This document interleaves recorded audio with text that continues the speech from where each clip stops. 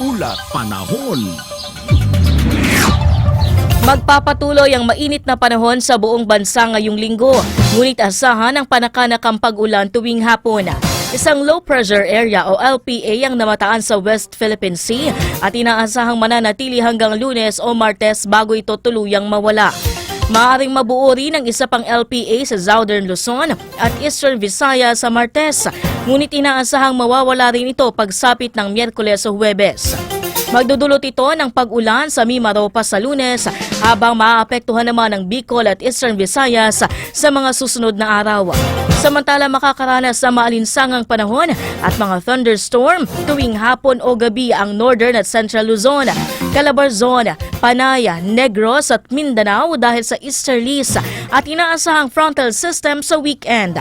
Sa Metro Manila, magiging maulap mula Lunes hanggang Huwebes na may mga posibleng pag-ulan tuwing hapon o gabi habang maaraw po sa umaga.